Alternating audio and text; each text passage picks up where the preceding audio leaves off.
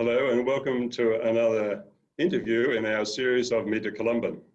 This evening we're very lucky to have with us Marjorie Engcoy, who is a Filipina lay missionary working in Fiji, which takes a bit for us to get our head around sometimes, but we can look forward to the story of Marge and how she has come to be where she is and what she's doing at the moment. So thank you very much, Marge, for making yourself available for being with us this evening. Thank you for the invitation, Father, and thank you for having me. So Marge, you're from Fiji. No, you're not from Fiji. Sorry, you're from the Philippines. So would you tell us a little bit about your background in the Philippines, where you came from and your family, etc.? It'll be very interesting. Okay. So my name is Marjorie, and I am from Oceania City, that's in the island of Mindanao in the southern Philippines. I am the eldest of 3 girls, and before I joined the Columban Lay Mission, I used to teach for 5 years at LaSalle University, which was formerly known as Immaculate Conception College. This was previously run by the Columbans before the Christian Brothers of De La Salle took over. And growing up, I met Columban missionaries, having lived just a few blocks away from the Columban house. So I have met Columban missionaries, priests, nuns, and lay missionaries while growing up. And their presence in my community has helped ignite my interest to go for mission. Oh, wow. Yes, because I went to the Philippines to work. I was assigned to the Philippines in 1970, and the Ozamas down in Mindanao was a very big center for Columban activity. It was kind of like the headquarters. Because at that time, the Columbans had something like 250 priests working in the whole of Philippines. So when you say your neighborhood was sort of saturated with Columban, I understand. Yes. What you are talking about. Yeah, and actually I am the 3rd generation from my family to have worked with the Columbans. Oh, wow. Yes, it started with my grandfather working with them around 1960s or 1970s, and then after him, my auntie and my mom, and then myself and my sister, the youngest one. Really? Wow. This should be a special bonus for. So, Marge, when you decided to work with the lay missionaries, what did you have to do? Where did you do training, or for how long? Could you just tell us a little bit about that? Sure. When I decided to join the Columban Lay Mission, I went through a commancy and then a couple of accompaniment sessions wherein I was being guided in discernment if this was really for me, or if I could see myself in this particular journey. After the accompaniment, I went through the orientation, which runs for about 10 months. Okay. And the 10 months included studies on Christology, missiology, a little bit of liturgy and theology as well. And we also did community immersions, especially in immersing ourselves into different cultures. And lastly, we also did a course on clinical pastoral education. This is an intensive course that helps us in getting to know ourselves better. This course helps somebody that to deal with some particular issues or personal issues that might be coming up, or that might just sprout out when a person is in mission, and that gives us the skill to deal with it and to handle it. And lastly, we were given also the opportunity to expose ourselves into the different ministries that the Columbans are doing in the Philippines. So I did this orientation in Quezon City, in Manila, and a few trips of here and there to Mindanao to see the other ministries. Well, yeah, okay, that's very interesting, Marge. And now this was on top of you already had you were teaching, you were saying, in this college level. No, this was the orientation. Sorry, before. Yeah. Mm-hmm. Sorry, before you did the orientation, you were teaching in the college, De La Salle. Yes. College. And what were you teaching? What discipline? I taught English. Oh, you taught English. Okay. Mm-hmm. Yeah. Sorry, I just forgot that one. So yeah. All right. So okay, you finished the orientation program, and then you were appointed where? And then I was appointed to Fiji in 2012 together with two other women. Okay. And so what was your first job when you got into Fiji? My first job was to learn the language and learn the culture. Okay. I think this is very important as missionaries, not only as a Columban, to get to know the language of the local people and their culture, because it is only then that connection is being made with the people that we were sent to. So that was my first apostolate, to say, or a ministry. Yeah. 6 months to learn it, 3 months with the teacher, and then 2 months with the community. So I had to live in a very beautiful village up in Tailevu for 2 months with the family. Oh wow! So what was that like? What was it like living in a Fijian family? It was a beautiful experience, I would say. Very different from my from my family orientation, because of some cultural aspects. But it was a very good learning experience for me, and having to grow up with all girls in family, and then being put in a family where there are a mixture of gender in the household, and how people operate, how people think, and how people have to decide. It was really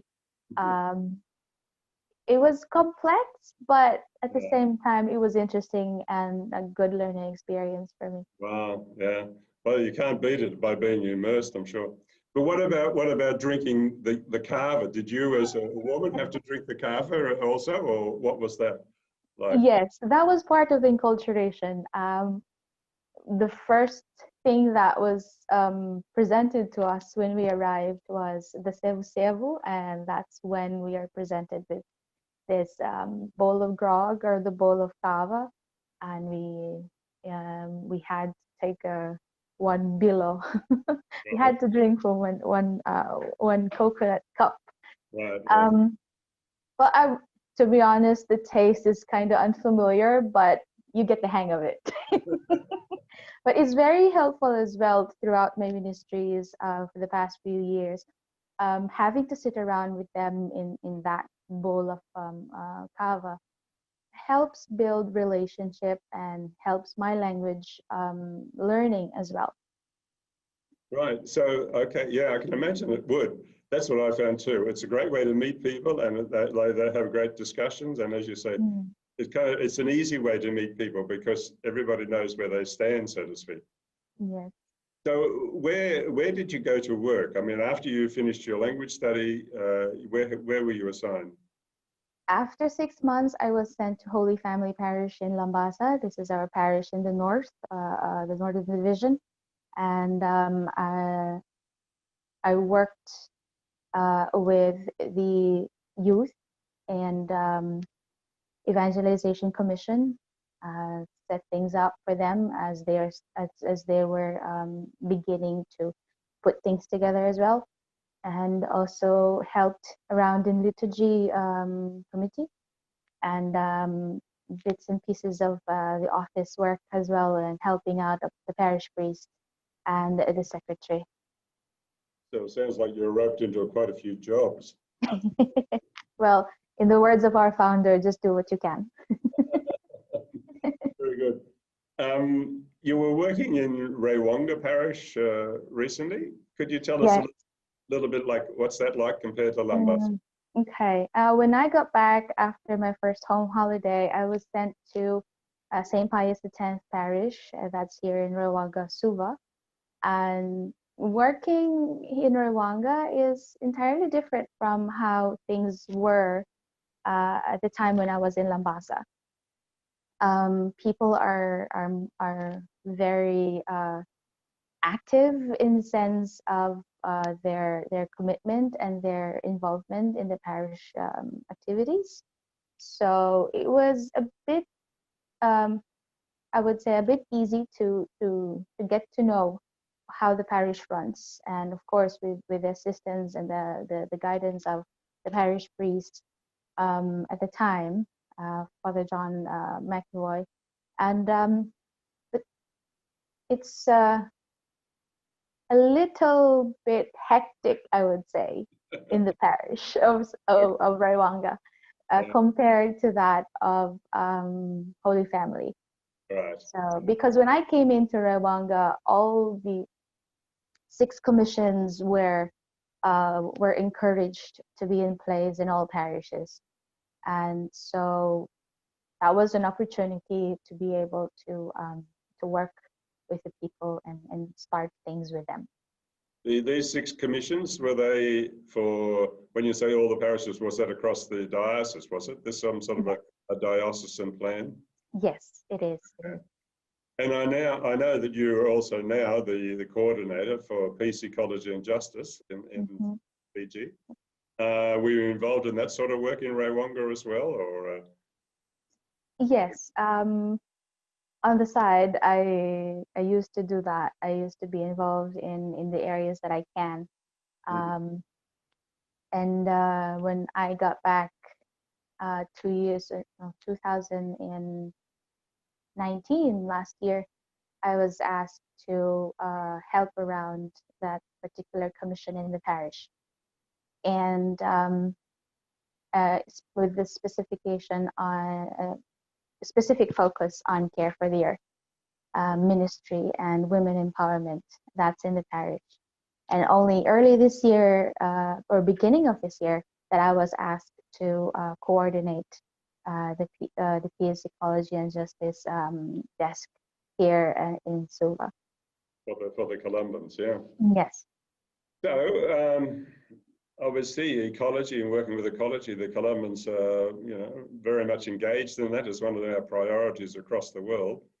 What shape does it take in Fiji or in Suva? What have you been able to do in these few months?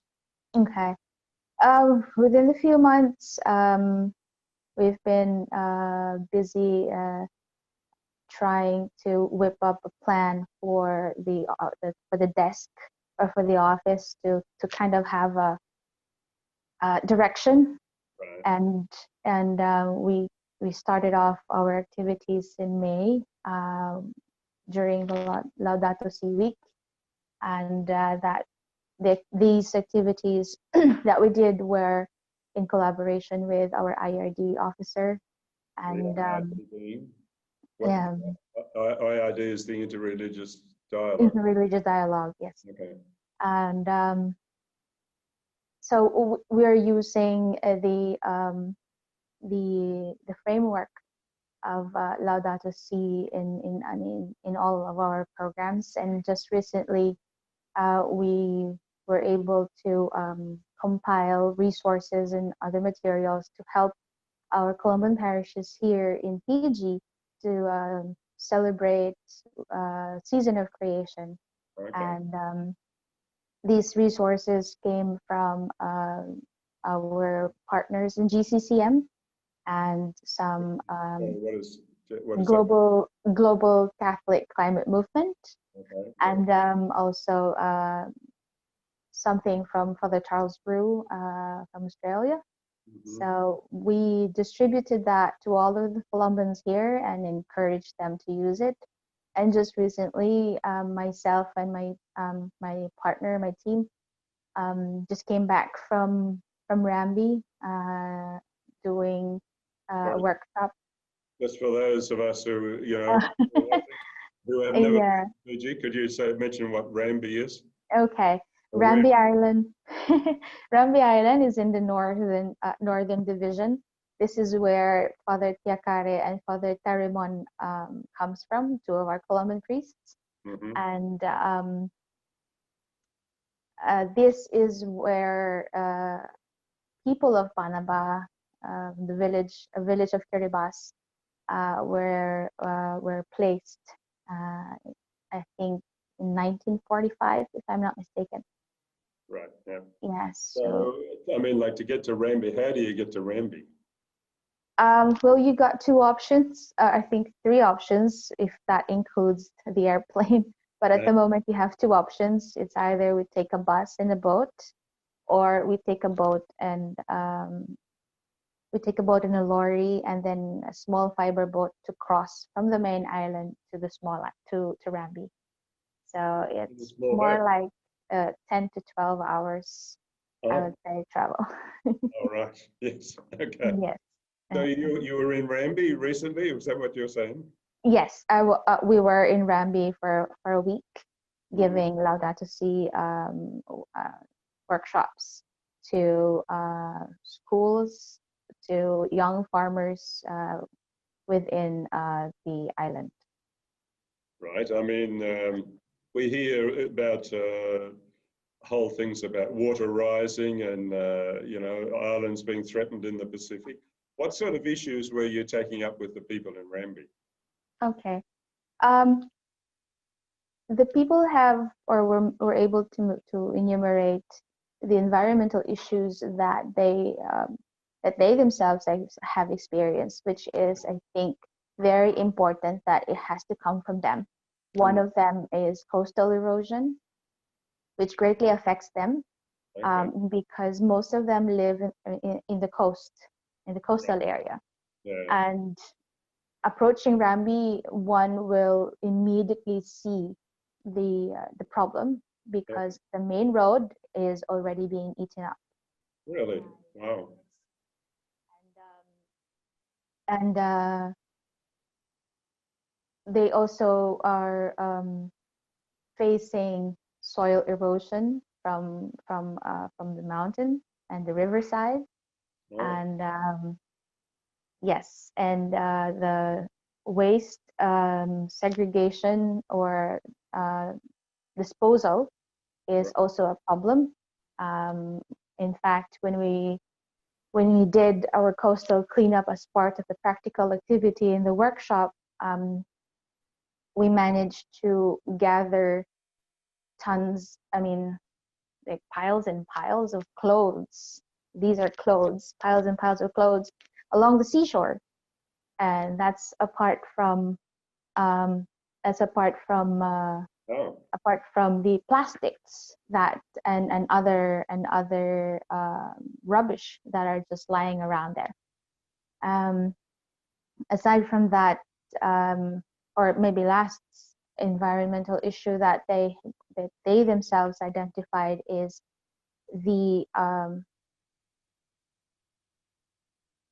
their houses are facing damage because of not only from coastal erosion, but also like the natural calamities, because I think there's a problem as well with how they like trees coming in, trees are being cut down, but they are not being replaced.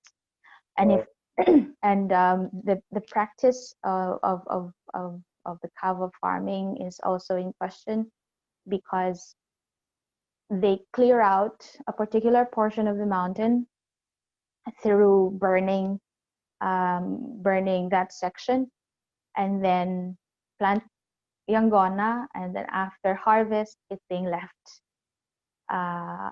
alone. So yeah, those sorts of environmental issues. And most of them as well are running on their energy is run by generators powered by premix. Okay. So yes. so these were the things that the people themselves have enumerated and identified. Right. So there are some quite big challenges, like the basic stuff, really, isn't it? You know, as you say, between the picking up the rubbish from the road being eroded, and then, you know, if the hillside had been cleared, and then get all the runoff and all that into the rivers, that's terrible. So, I mean, the people had identified these issues. What would you were able to offer them? Obviously, you're not a, well, I don't know, maybe you. No. Well, what were you able to offer them? What we were able to offer them was the push and encouragement that they have. Actually, they have the power to put solution to these environmental issues that they have identified. So the process of the workshop that we did, it was identify it and then encourage them to do something. So before we left Rambi, we encouraged them to write their own community climate plan of action. And yes, and at the moment as we speak, they are working on it. They are they're implementing these what do you call this community action, which is I believe which is what we need as an inspiration for all of us or for the rest of the world. And I think also another thing is that we're very lucky or fortunate that we got the island administrator on board with this. So we had the chance to meet him, and we explained to him what we were bringing to the island, and he was happy to receive us and happy that we are bringing this message to his people. And the last thing I believe is the Laudato Si pledge, which we wrote on a big streamer, like a 3-meter streamer, Okay. and asked everyone from all the talks and the workshops that we did to sign on. And before we left the island, I handed it over to the administrator, and he was happy to also assist in going to the communities and having the people sign there and be responsible and accountable for their island. And I think and I feel that it's a good start for them. Oh, good. So the people that you were talking to in Rambi, were they just part of the Catholic community, or broader than that, or? Yeah, it's broader than that. They're not only from the Catholic community. We had people from the Baha'i faith, we had people from the Methodist, and from the Seventh-day Adventist. Oh, okay. And that's because of your connection with the, as you say, the interreligious dialogue desk and the connection. The skills, yeah, the skills that my office partner in the mission office has kindly taught me. Yes. Yeah, well, that's great, really, because I think that's what you know, I love about Laudato Si is the Pope says, you know, all these religious traditions have this great sort of spiritual energy that they can bring to the discussion about climate, that it isn't just sort of a scientific sort of problem or an engineering problem, that it is really a whole idea of the ecological conversion is powerful. We're almost out of time, Marge, but I mean, the seasons of creation, it sounds like it's taken off, like for yourself and Rambi. Is there anything else sort of happening in Fiji that you would like to let us know about? Yes. Or they're just leaving you to do all the work? No. Next week, my team will go to another island which is called Kandavu, which is not very strange for the Columbans here because they've been going there for a number of years. So we're going to go there and give another round of this talk and workshop with the people in the community. Apart from that, there is also a discussion and I would say working around a project regarding renewable energy that will for sure help the community that we have in mind. Mm-hmm. So we're encouraging them and helping them to divest from fossil fuel that Right. we're using. Yeah. As I listen to you, Marge, I can't help thinking, remembering being involved with working with lay people in the Philippines. Like, you know, your strategy and your involvement are obviously skills that you learned in Ozamas. And, you know, I think the Filipino church has a lot to teach, like the Australian church and plenty of other places, about how lay people can carry the mission forward. So, you know, I just think what you're doing is marvelous. And I think it's great witness to the power of the lay mission program for the whole of the Columbans. So before you go, have you got any other messages that you'd like to pass on to the people of Australia? Well, in general, I would say that you know, being a missionary or being able to do mission is already in us, and we are already being given that invitation through our baptism. So it's just that probably I would say I'm just an encouragement to everybody who's watching this, that yes, I'm inviting you to join the Columban mission, or to join the Columban missionaries, but firstly to find it into in your heart, your missionary vocation, and just reflect it in whatever that you are doing, or in whatever profession that you are in, and always have that mindset that whatever I'm doing is all for the glory of God, and it's all for the glory of His kingdom. So we just that particular message probably. Well, thank you very much, Marge. All the best. God bless. Thank you very much. Thanks for having me. Okay, bye-bye. Bye.